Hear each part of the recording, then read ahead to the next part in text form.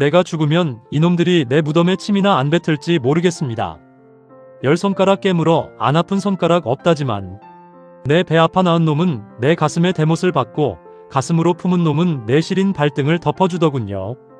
여러분 자식 농사 다 소용없다 생각하셨지요? 오늘 제 기가 막힌 이야기 한번 들어보시겠습니까? 제가 왜 멀쩡한 회장 자리를 두고 친아들놈 집에서 기사 노릇을 하며 침까지 맞아야 했는지 그 서글픈 시작을 말입니다. 그날 아침은 유난히도 안개가 자욱하게 끼어 앞이 보이지 않았습니다. 낡은 창문 틈으로 들어오는 찬바람이 뼈마디를 쑤시는데 가슴 한구석이 텅 빈 것처럼 시려왔지요. 평생을 앞만 보고 달려오며 일군 내 회사와 재산들이 한순간에 모래성처럼 허물어졌다는 소식을 세상에 뿌렸습니다. 사실은 내 곁에 남은 자식들의 진심을 확인하고 싶어 던진 작은 미끼였는데 그 미끼에 걸려든 건 물고기가 아니라 인간의 탈을 쓴 괴물들이었습니다.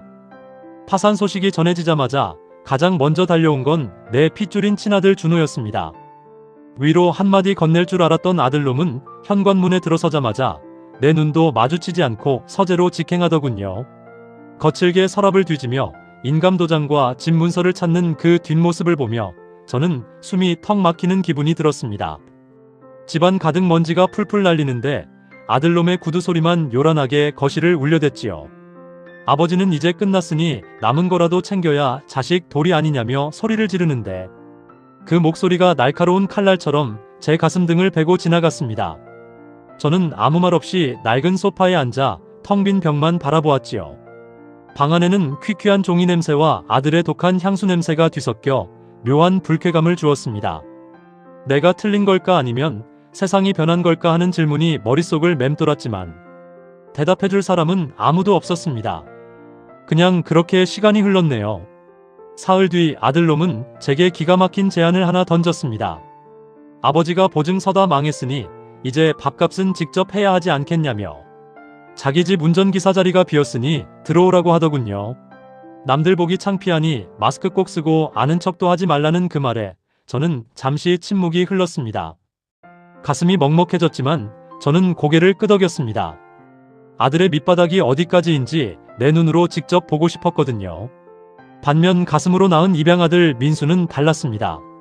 소식을 듣자마자 달려와 제 거친 손을 잡고 펑펑 울더군요.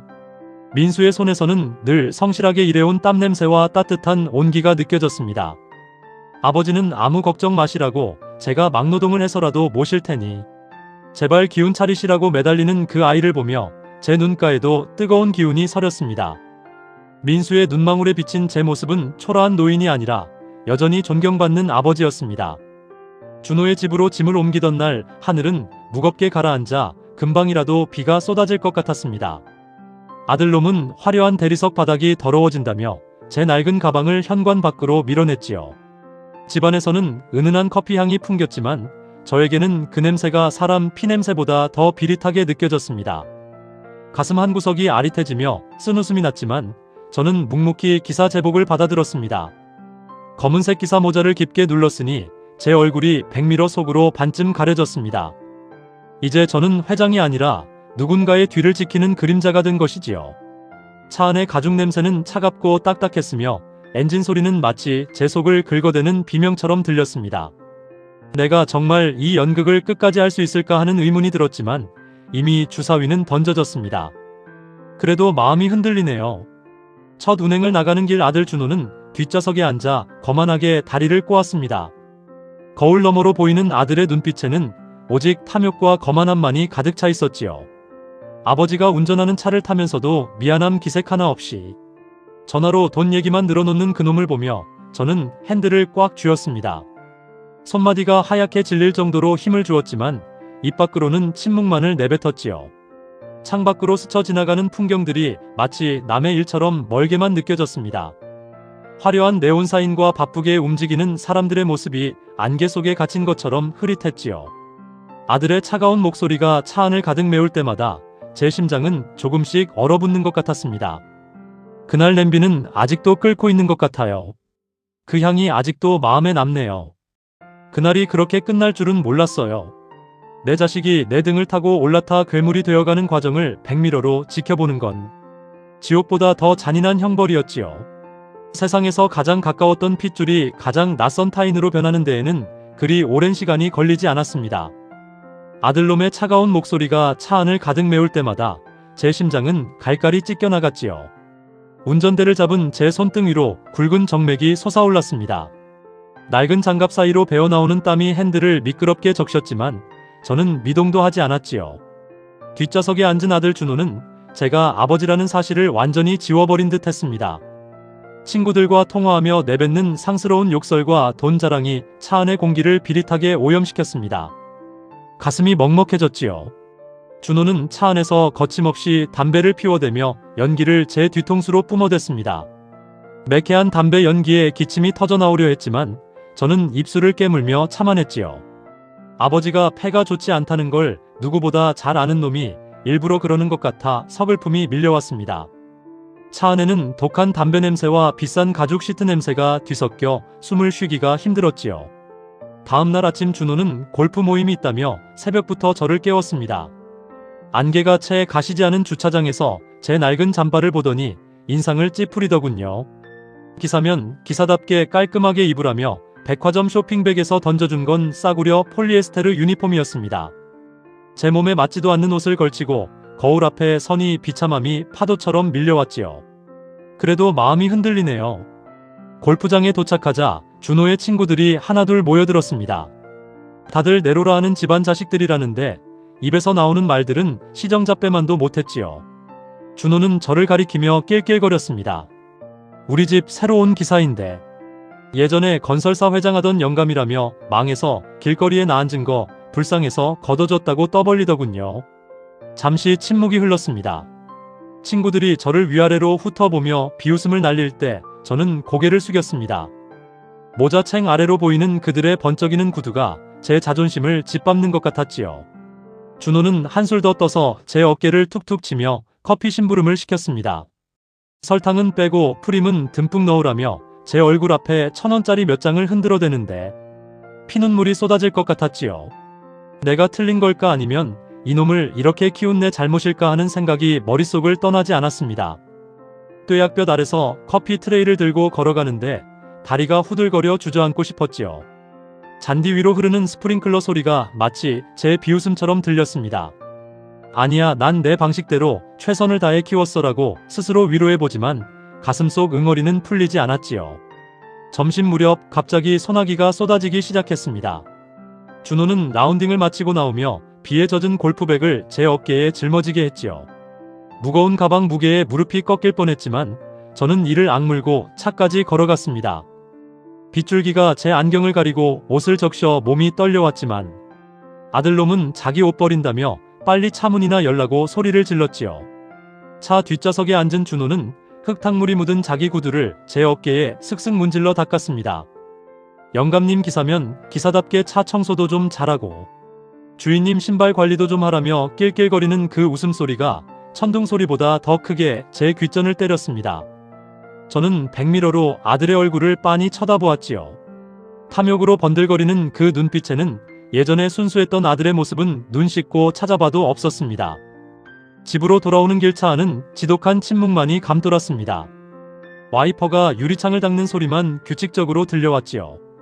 아들은 어느새 잠이 들었는지 고개를 꺾고 코를 골고 있었습니다. 저는 운전대를 잡은 손에 힘을 주며 다짐했지요. 그래, 끝까지 가보자. 네 놈의 본성이 어디까지 썩었는지 내가 내 눈으로 다 확인해주마 하는 생각이 들었습니다. 사흘 뒤 준호는 술에 취해 늦은 밤 저를 호출했습니다. 인사불성이 된 놈을 부축해 집 안으로 들어가는데 제 옷에 구토를 하더군요. 그러면서도 제 뺨을 툭툭 치며 이 영감탱이 망하더니 냄새가 고약하다고 욕을 퍼부었습니다. 저는 아들을 침대에 눕히고 조용히 방을 나왔지요. 거실에 홀로 앉아 달빛을 받으며 젖은 옷을 닦아내는데 눈물이 툭 떨어졌습니다. 인간의 가죽을 쓴 괴물을 내가 품고 살았구나 하는 깨달음이 뼈아프게 다가왔습니다. 집안 가득한 적막함이 저를 압박해오는 것 같아 숨이 막혔지요. 시계 초침 소리가 마치 제 인생이 깎여나가는 소리처럼 들렸습니다. 그래도 내 핏줄인데 하는 일말의 기대조차 이제는 사치라는 걸 알게 되었지요. 그냥 그렇게 시간이 흘렀네요. 창밖으로 보이는 도시의 불빛들이 차갑게 느껴졌습니다. 수많은 불빛 중에 내가 쉴 곳은 단 한 군데도 없다는 생각에 사무치는 고독이 밀려왔지요. 하지만 저는 울지 않기로 했습니다. 이제 슬픔보다는 분노가, 그리고 그보다 더 큰 결심이 제 가슴속에서 꿈틀대기 시작했거든요. 내일은 또 어떤 수모가 기다릴지 모르지만 저는 견뎌낼 것입니다. 그날 냄비는 아직도 끓고 있는 것 같아요. 아들의 모진 말들이 제 가슴속에서 여전히 부글부글 끓어오르고 있거든요. 그 향이, 아니 그 지독한 악취가 아직도 제 마음에 남아서 지워지지 않습니다. 하지만 이 고통이 끝나면 저는 다시 일어설 것입니다. 진정한 후계자가 누구인지, 그리고 아버지가 어떤 사람인지 똑똑히 보여줄 날이 멀지 않았으니까요. 그 한마디가 내 인생을 바꿨죠. 피 한 방울 섞이지 않은 놈이 내 시린 발등을 감싸며 울먹일 때 비로소 내가 살아야 할 이유를 찾았습니다. 친자식에게 짓밟힌 자존심이 쓰레기처럼 길바닥에 굴러다닐 때 나를 다시 일으켜 세운 건 내가 가슴으로 품은 그 아이였습니다. 민수의 따뜻한 손길이 제 거친 손등에 닿을 때 가슴속 깊은 곳에서 뜨거운 불덩이가 울컥 치밀어 올랐지요. 사흘 뒤 밤이 깊어 사방이 고요할 무렵이었습니다. 아들 준호의 집 차고 옆 좁은 기사 대기실에서 눅눅한 곰팡이 냄새를 맡으며 홀로 앉아 있었지요. 창밖에는 이름 모를 벌레 소리만 요란하게 들려오고 한낮에 아들에게 들었던 모진 말들이 비수처럼 꽂혀 잠을 이룰 수 없었습니다. 그때 누군가 조심스럽게 문을 두드리는 소리가 들려왔지요. 문틈으로 새어들어온 건 밤바람보다 더 시린 민수의 얼굴이었습니다. 아버지가 기사 노릇을 한다는 소문을 듣고 사방팔방을 헤매다 결국 이곳까지 찾아온 것이었지요. 민수는 제 초라한 기사 제복과 낡은 모자를 보더니 그 자리에 주저앉아 통곡하기 시작했습니다. 아버지, 제가 잘못했습니다. 제가 못나서 아버지를 이런 곳에 계시게 했다며 제 발치를 붙잡고 우는데 잠시 침묵이 흘렀습니다. 민수의 눈물 냄새에는 진심 어린 슬픔과 미안함이 가득 배어 있었습니다. 저는 민수의 어깨를 다독이며 괜찮다고 허허 웃어 보였지만 목소리는 힘없이 떨려 나왔지요. 민수는 품 안에서 소중하게 간직해온 낡은 비닐봉지 하나를 꺼내 제 손에 쥐어주었습니다. 봉지 안에는 빛바랜 종이 가계부 한 권과 모서리가 다 닳아버린 통장 하나가 들어있었지요. 가슴이 먹먹해졌지요. 통장을 펼쳐보는 제 손이 파르르 떨렸습니다.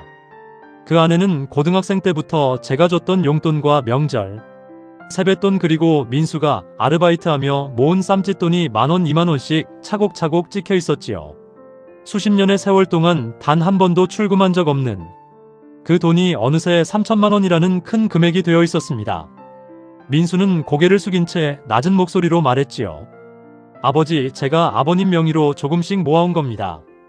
언젠가 아버님이 기운 빠지실 때 제가 이 돈으로 작은 국밥집이라도 하나 차려드리고 싶었거든요. 이제 이 돈으로 그만 이 집에서 나오시라고. 제가 더 열심히 일해서 아버지 평생 편히 모시겠다고 다짐하듯 말하더군요. 내가 틀린 걸까 하는 의심이 민수의 진심 앞에서 눈 녹듯 사라졌습니다. 아니야, 난 자식 농사를 헛짓지 않았어라는 확신이 들었지요. 다음날 아침 준호는 여전히 거만하게 뒷좌석에 앉아 저를 다그쳤습니다. 어제 웬 낯선 놈이 차고 주변을 서성거리던데 보안 철저히 하라고 짜증을 내더군요. 그 낯선 놈이 자기 동생 민수라는 사실조차 잊은 듯한 그 차가운 눈빛을 보며 저는 핸들을 꽉 잡았습니다. 차 안에는 아들이 뿌린 비싼 향수 냄새가 진동했지만 제 코끝에는 민수가 사온 따뜻한 찐빵 냄새가 여전히 남아있는 것 같았지요. 준호는 자기 비즈니스가 잘 안 풀린다며 짜증을 내더니 급기야 저에게 말도 안 되는 지시를 내렸습니다. 아버지가 예전에 알고 지내던 정치인들이나 기업인들 연락처 좀 내놓으라고, 이제 망했으면 자식끼리라도 터져야 하는 거 아니냐며 제 뒤통수를 툭툭 치더군요. 저는 거울 속으로 아들의 얼굴을 빤히 쳐다보았습니다. 탐욕에 눈이 먼 아들의 모습은 더 이상 인간의 얼굴이 아니었지요. 반면 민수는 퇴근길마다 제 대기실 문 앞에 소박한 도시락을 두고 갔습니다. 편지 한 통 없이 그냥 따뜻한 밥 한 그릇이었지만 그 온기가 제 언 가슴을 녹여주었지요. 김치 냄새에 추억이 스며 있었고 멸치볶음 하나에도 저를 생각하는 민수의 마음이 듬뿍 담겨 있었습니다. 민수의 사랑은 요란하지 않았지만 바위처럼 단단하고 깊었지요. 그래도 마음이 흔들리네요. 일주일 뒤 준호는 술에 취해 들어와 민수가 찾아왔었다는 사실을 알고 노발대발했습니다. 어디서 근본도 없는 놈이 우리 집 근처를 알랑거리냐며 제가 소중히 간직하던 민수의 통장을 빼앗아 바닥에 내동댕이 쳤지요. 3천만 원이면 내 차 타이어 값도 안 된다며 비웃는 아들의 발 아래에서 민수의 세월이 짓밟히는 것을 보며 저는 처음으로 이성을 잃을 뻔했습니다. 하지만 저는 참고 또 참았습니다. 아들이 민수의 진심을 짓밟을수록 제 복수의 칼날은 더 날카롭게 갈렸지요. 바닥에 떨어진 통장을 조심스럽게 주워 먼지를 닦아내는데 민수의 어린 시절 웃음소리가 귓가에 들리는 것 같았습니다. 입양된 날 부끄러워하며 제 옷자락을 잡던 그 작은 아이가 이제는 저를 지켜주는 거목이 되어 있었지요. 그냥 그렇게 시간이 흘렀네요. 창밖으로 쏟아지는 달빛이 민수가 준 통장 위를 하얗게 비추었습니다. 돈보다 귀한 건 사람의 마음이라는 걸 60 넘은 나이에 아들놈들에게 배우게 될 줄은 몰랐지요. 친자식은 제 살을 뜯어먹으려 안달인데 나무로 만나 아들이 된 놈은 제 살을 떼어주려 합니다. 피는 물보다 진할지 몰라도 정은 그 피보다 수만 배는 더 진하다는 걸 뼈저리게 느꼈습니다. 그날 찐빵 냄새는 아직도 제 방안을 맴돌고 있는 것 같아요. 민수가 제 손에 쥐어준 그 따뜻한 온기가 여전히 가슴에 남아서 저를 지탱해주고 있거든요. 아들 준호가 아무리 저를 멸시하고 짓밟아도 이제는 하나도 아프지 않습니다. 저에게는 세상 무엇과도 바꿀 수 없는 진짜 아들 민수가 있으니까요. 이제 연극의 막바지가 다가오고 있음을 느낍니다. 마지막 준비를 위해 저는 다시 핸들을 잡았습니다. 내일은 아들의 회사가 운명의 갈림길에 서는 날이자 제가 다시 회장의 자리로 돌아갈 준비를 마치는 날입니다. 민수가 준 통장 속의 3천만 원은 제 재산 수천억보다 더 무겁고 소중한 무기가 되어줄 것입니다. 그 향이 아직도 마음에 남네요. 이제 눈물을 닦고 사자처럼 일어설 시간입니다. 그날 밤 바람은 유난히도 칼날처럼 매서웠습니다. 내 자식의 입에서 나온 말들이 바람보다 더 차갑게 제 가슴팍을 후벼 파며 지나갔지요. 평생을 일궈온 내 인생이 한낱 먼지보다 못하게 취급받는 순간을 견디는 건 뼈를 깎는 고통보다 더 지독한 인내가 필요했습니다. 아들놈의 비웃음 소리가 텅 빈 주차장을 울릴 때마다 제 영혼은 조금씩 무너져 내리는 것 같았지요. 일주일 뒤 비가 억수같이 쏟아지는 날이었습니다. 준호는 중요한 비즈니스 파티가 있다며 저를 급하게 호출하더니 낡은 기사복 위에 흙탕물을 튀기며 차에 올라탔지요. 운전석 백미러로 보이는 아들의 얼굴은 술기운과 탐욕으로 벌겋게 달아올라 있었습니다. 차 안에는 지독한 양주 냄새와 담배 연기가 뒤섞여 숨을 쉬기가 힘들 정도였지요. 가슴이 먹먹해졌지요. 행사장 입구에 도착하자 준호는 차 문을 열어주는 제 손을 거칠게 뿌리쳤습니다. 그러더니 자기 친구들 앞에서 제 모자를 툭 쳐서 바닥으로 떨어뜨리더군요. 빗물에 젖은 아스팔트 위로 제 자존심 같은 기사 모자가 뒹굴었습니다. 준호는 낄낄거리며 친구들에게 이 영감탱이가 우리 집 기사인데 예전엔 회장 소리 듣던 몸이라며 지금은 내 구두 닦는 기계라고 조롱을 퍼부었습니다. 잠시 침묵이 흘렀습니다. 빗물이 제 안경을 타고 흘러내려 앞이 제대로 보이지 않았습니다. 준호는 제 굽은 등을 발로 툭툭 치며 바닥에 떨어진 자기 라이터를 줍게 시켰지요. 빗물 섞인 진흙탕에 무릎을 꿇고 라이터를 집어드는데 아들의 구두 끝이 제 손등을 지그시 짓눌렀습니다. 뜨거운 눈물이 빗물과 섞여 뺨을 타고 흘렀지만 저는 입술을 깨물며 침묵을 지켰지요. 준호는 제가 주워준 라이터를 챙기며 제 얼굴에 연기를 뿜어댔습니다. 망했으면 죽지 왜 구질구질하게 살아서 자식 망신을 시키냐며 차가운 비웃음을 날리고 행사장 안으로 사라졌지요. 홀로 남겨진 빗속에서 저는 젖은 장갑을 고쳐 꼈습니다. 손가락 끝이 시려왔지만 가슴속에서 타오르는 분노의 불꽃은 더욱 거세게 타올랐지요. 내가 틀린 걸까 하는 의문은 이제 사라졌습니다. 아니야, 이놈은 사람이 아니야 라는 확신뿐이었지요. 다음날 아침 준호는 술이 덜 깬 목소리로 저를 불러 세웠습니다. 어제 민수가 또 찾아왔었다는 보고를 들었다며 제 뺨을 후려치더군요. 어디서 근본도 없는 놈이랑 내통하냐며 민수가 가져온 낡은 반찬통을 발로 차서 거실 바닥에 팽개쳤습니다. 반찬통이 깨지며 민수가 밤새 정성껏 만든 멸치볶음과 김치가 사방으로 흩어졌지요. 마늘 냄새와 비릿한 멸치 냄새가 거실 가득 퍼졌습니다. 저는 바닥에 엎드려 흩어진 반찬들을 맨손으로 주워 담았습니다. 준호는 그런 저를 비웃으며 영감쟁이 먹을 거 욕심은 여전하다며 비아냥거렸지요. 민수의 눈물겨운 정성이 흙 묻은 아들의 실내화에 짓밟히는 것을 보며 저는 처음으로 이성을 잃을 뻔했습니다. 하지만 저는 참고 또 참았습니다. 아들이 저지르는 이 폐륜의 기록들이 하나하나 제 머릿속에 각인되고 있었거든요. 그래도 마음이 흔들리네요. 오후 늦게 준호는 저를 태우고 교회의 한적한 창고로 향했습니다.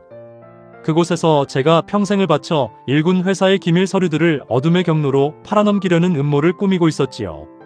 운전석에 앉아 차 안의 도청장치를 통해 들려오는 아들의 목소리는 떨리고 있었습니다. 아버지가 일군 모든 것을 팔아치우고 해외로 도망갈 계획을 세우는 그놈의 목소리에서 일말의 죄책감조차 찾을 수 없었지요. 저는 핸들을 꽉 잡은 채 눈을 감았습니다. 아들이 판 서류들은 사실 제가 미리 준비해둔 가짜 서류들이었지만 그놈이 아버지를 팔아넘기려 했다는 사실 자체가 제 영혼을 갈기갈기 찢어놓았습니다. 차 안에는 차가운 에어컨 바람만 쌩쌩 돌고 있었고 제 가슴은 얼음장처럼 차갑게 식어버렸지요. 인간의 가죽을 쓴 괴물을 내가 자식이라고 믿고 살았구나 하는 깨달음이 뼈아프게 다가왔습니다. 집으로 돌아오는 길 준호는 뒷좌석에서 코를 골며 잠이 들었습니다. 저는 백미러로 보이는 아들의 평온한 얼굴을 보며 쓴웃음을 지었지요. 내일이면 저 얼굴이 경악으로 물들 것을 생각하니 가슴 한구석이 서늘해졌습니다. 창밖으로는 붉은 노을이 지고 있었고 그 빛이 제 거친 손마디를 따라 길게 그림자를 드리웠지요.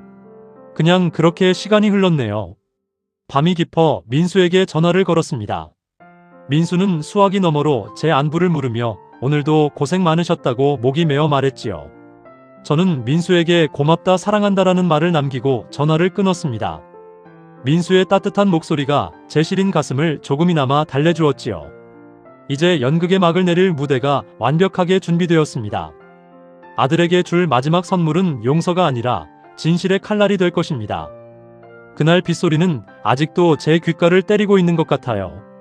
내 자식의 구두 아래 깔려있던 제 손등의 통증이 여전히 생생하게 느껴지거든요. 아들 준호가 저지른 그 모든 모욕과 멸시는 이제 고스란히 그놈에게 돌아갈 준비를 마쳤습니다. 피는 물보다 진하다는 말로 도저히 씻을 수 없는 죄의 무게를 그놈은 내일 똑똑히 알게 될 것입니다.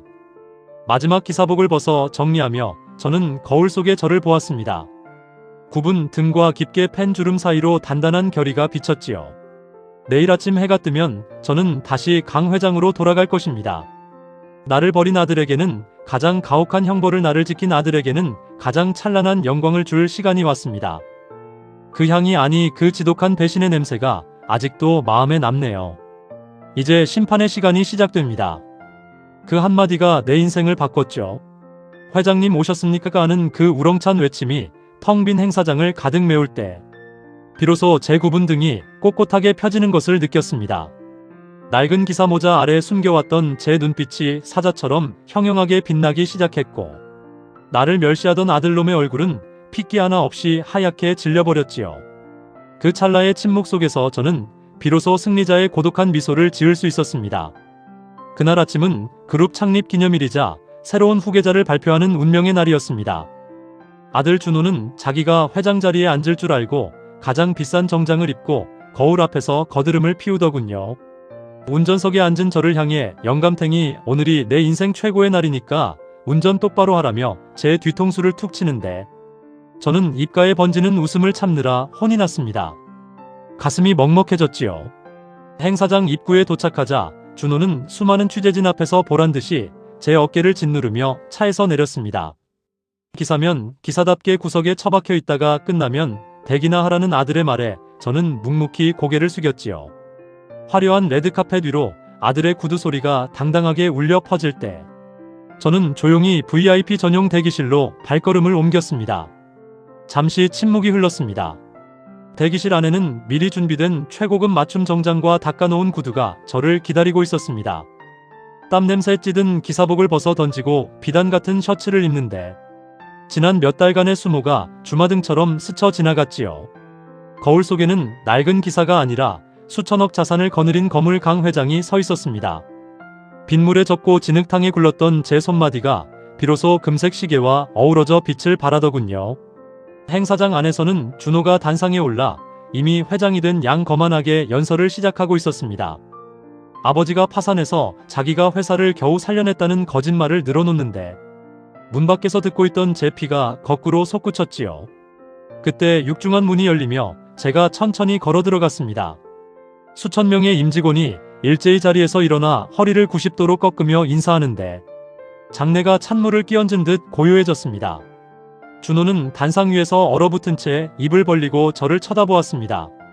아버지가 왜 거기서 나오냐며 비명을 지르듯 묻는 아들놈의 눈에는 공포와 경악이 가득 서려 있었지요. 저는 천천히 단상 위로 올라가 마이크를 잡았습니다. 그리고 대형 전광판에 지난 몇 달간 제가 기사 노릇을 하며 녹화한 아들의 패륜적인 만행과 비리 증거들을 하나하나 띄웠습니다. 내가 틀린 걸까 하는 의심이 확신으로 바뀌는 순간이었지요.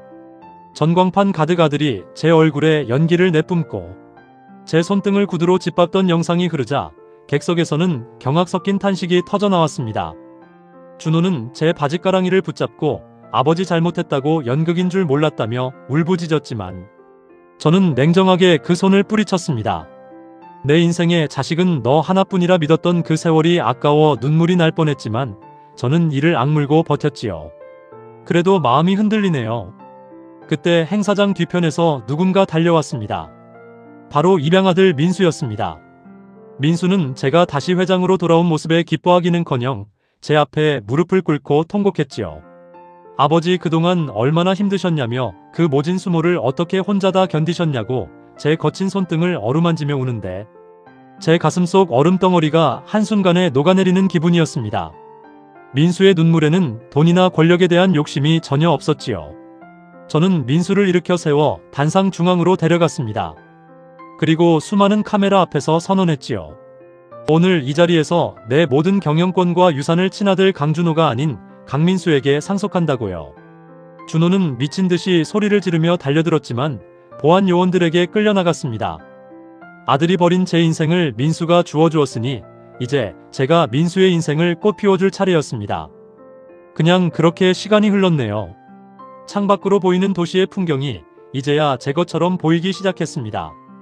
낡은 기사복 속에 감춰두었던 제 영혼이 비로소 자유를 얻어 하늘로 날아오르는 기분이었지요. 준호가 끌려나간 자리에 남은 건 그놈이 그토록 자랑하던 명품 시계 조각뿐이었습니다. 비단옷은 찢어지면 그만이지만 정성으로 끓인 민수의 국밥 한 그릇은 제 가슴 속에 영원히 남을 유산이 되었지요. 취임식이 끝나고 저는 민수와 함께 소박한 시장 골목으로 향했습니다. 회장이라는 직함보다 민수의 손을 잡고 걷는 이 길이 제 인생에서 가장 행복한 순간이었지요. 시장 상인들이 건네는 따뜻한 인사말에 추억이 스며 있었고 김이 모락모락 나는 만두 냄새가 제 코끝을 간지럽혔습니다. 아니야, 난 자식 농사를 헛짓지 않았어라는 깨달음이 뼈아픈 감동으로 다가왔습니다. 그날 냄비는 아직도 끓고 있는 것 같아요. 아들에게 받았던 그 모진 수모의 상처가 민수의 효심으로 서서히 아물어가고 있거든요. 아들 준호에게는 가장 가혹한 형벌인 가난과 소외를 선물했고 민수에게는 제 인생의 모든 결실을 넘겨주었습니다. 피보다 진한 건 결국 사람의 됨됨이었다는 것을 저는 전 세계가 보는 앞에서 증명해냈습니다. 이제 마지막 정리를 위해 저는 다시 서재에 앉았습니다. 내일이면 아들 준호의 소유였던 모든 재산이 몰수될 것이고 민수는 새로운 회장으로서 첫 발을 내디딜 것입니다. 제가 겪은 굴욕의 시간은 이제 찬란한 영광의 밑거름이 되어 돌아왔습니다. 그 향이 아니 그 승리의 냄새가 아직도 제 마음에 남아서 지워지지 않습니다. 이제 마지막 이야기를 마칠 준비를 합니다. 그날이 이렇게 끝날 줄은 몰랐어요. 화려한 회장실 책상에 앉아 창밖을 내려다보니 수만 개의 불빛이 일렁이는데 내 마음은 비로소 평온한 호수처럼 잔잔해졌지요. 평생을 피부치라는 굴레에 갇혀 괴물을 키워온 세월이 억울해서 눈물이 날 법도 한데 이상하게 웃음이 났습니다. 그 웃음 끝에는 나를 지켜준 민수의 투박한 손마디가 겹쳐 보이더군요. 가슴이 먹먹해졌지요. 사흘 뒤 준호는 모든 재산이 몰수된 채 단칸방으로 쫓겨났다는 소식을 들었습니다. 한때 내 아들이라 불렸던 그놈은 끝까지 정신을 차리지 못하고 술에 취해 대문 앞에서 행패를 부리더군요. 아버지가 어떻게 나한테 이럴 수 있냐며 울부짖는 그 목소리가 담장을 넘어 제 귀에 박혔지만 저는 단 한 번도 창밖을 내다보지 않았습니다. 잠시 침묵이 흘렀습니다. 준호의 비명소리는 비릿한 욕망의 냄새와 함께 바람에 흩어져 사라졌습니다. 저는 서재 구석에 처박아 두었던 낡은 기사복을 꺼내 조용히 쓰레기통에 넣었지요. 빗물에 젖고 기름때 묻은 그 옷은 제가 겪은 수모의 껍데기이자 가짜 천륜의 수위였습니다. 이제 그 옷을 벗어 던지니 비로소 제 영혼이 솜사탕처럼 가벼워지는 것을 느꼈지요. 그래도 마음이 흔들리네요. 다음날 아침 민수는 새로운 회장 업무로 바쁜 와중에도 제 아침상을 직접 차려왔습니다. 소박한 미역국에 김이 모락모락 나는 흰 쌀밥을 보는데 김치 냄새에 민수의 정성이 듬뿍 배어 있었지요. 민수는 제 앞에 무릎을 굽히고 앉아 식지 않게 천천히 드시라며 수저를 챙겨주었습니다. 민수의 눈망울을 가만히 들여다보니 그 안에는 돈에 미친 괴물이 아니라 나를 진심으로 사랑하는 아들이 살고 있었지요. 민수는 제가 회장으로 복귀한 뒤에도 단 한 번도 제 재산을 탐내지 않았습니다. 오히려 아버지가 고생해서 일군 회사이니 저는 그저 아버지를 대신해 일하는 일꾼일 뿐이라며 몸을 낮추었지요. 피 한 방울 섞이지 않은 놈이 내 시린 발등을 덮어주며 하는 그 말에 저는 수십 년 묵은 체증이 내려가는 기분이었습니다. 아니야, 넌 일꾼이 아니라 내 진짜 자식이다라고 말해주며 민수의 손을 꼭 잡았지요. 내가 틀린 걸까 하는 질문에 이제 인생은 당당하게 대답해 주었습니다. 자식 농사는 핏줄로 짓는 게 아니라 사람의 됨됨이로 짓는 것이라고요. 창밖으로 스쳐 지나가는 풍경들이 이제는 남의 일이 아니라 제 인생의 아름다운 배경이 되었습니다. 마당에 핀 이름 모를 들꽃 향기가 코끝을 간지럽히고 바람에 흔들리는 나뭇잎 소리가 제 마음을 달래주었지요. 그냥 그렇게 시간이 흘렀네요. 일주일 뒤 저는 민수와 함께 아내의 묘소를 찾았습니다. 묘비 앞에 앉아 민수가 사온 꽃 한 다발을 내려놓으며 저는 아내에게 말했지요. 여보, 우리 큰아들은 길을 잃었지만 우리 작은아들이 나를 살렸소라고요. 민수는 제 옆에서 묵묵히 잡초를 뽑으며 어머니께 큰절을 올렸습니다. 민수의 굽은 등이 마치 제가 평생을 바쳐 지키고 싶었던 진짜 가족의 모습 같아 눈시울이 붉어졌지요. 집으로 돌아오는 길 저는 운전대를 잡은 민수에게 말했습니다. 이제 이 차는 내가 주인이니 너는 내가 가고 싶은 곳으로 가라고요. 민수는 백미러로 저를 보며 환하게 웃었습니다. 아버지, 제가 가는 곳은 항상 아버지가 계신 곳입니다 라고 대답하는 그 말에 제 인생의 모든 상처가 씻은 듯이 나았습니다. 그 향이 민수의 진심 어린 목소리가 제 마음에 깊이 남아서 사라지지 않았지요. 여러분 자식 농사 다 소용없다 생각하셨지요. 저도 한때는 그랬습니다. 하지만 내 배 아파 낳은 놈이 내 심장에 대못을 박을 때 내 가슴으로 품은 놈이 내 눈물을 닦아주는 것을 보며 깨달았습니다. 피는 물보다 진할지 몰라도 정은 그 피보다 수천 배는 더 진하다는 것을요. 이제 저는 남은 생을 저를 위해 그리고 저를 지켜준 진짜 자식을 위해 살아가려 합니다. 죽을 때 후회 안 하려면 지금 당장 자식에게 모든 것을 주지 마세요. 그 돈이 독이 되어 돌아올지 약이 되어 돌아올지는 오직 자식의 인성에 달려 있으니까요. 저는 이제 낡은 기사복 대신 민수가 선물해준 따뜻한 면내복을 입고 편안한 잠을 청합니다. 내일 아침 해가 뜨면 저는 다시 민수의 손을 잡고 시장 골목을 산책하겠지요. 그날 냄비는 아직도 끓고 있는 것 같아요. 하지만 이제 그 냄비 속에는 배신의 도끼가 아니라 사랑의 온기가 가득 차 있습니다. 아들 준호에게 받았던 멸시는 이제 제 인생의 걸음이 되었고 민수에게 받은 보호는 제 남은 여생의 태양이 되었습니다. 이제야 비로소 제가 진짜 어른이 된 것 같은 기분이 듭니다. 그 향이 민수의 효심이 아직도 제 마음에 남네요. 마지막으로 여러분께 묻고 싶습니다. 당신의 곁에는 당신이 쓰러졌을 때 당신의 손을 잡아줄 진짜 자식이 있습니까? 만약 있다면 당신은 성공한 인생입니다. 핏줄이 아니어도 괜찮습니다. 당신의 진심을 알아주는 단 한 사람만 있다면 당신의 황혼은 결코 외롭지 않을 테니까요. 이제 저는 안심하고 이 긴 이야기를 마칩니다.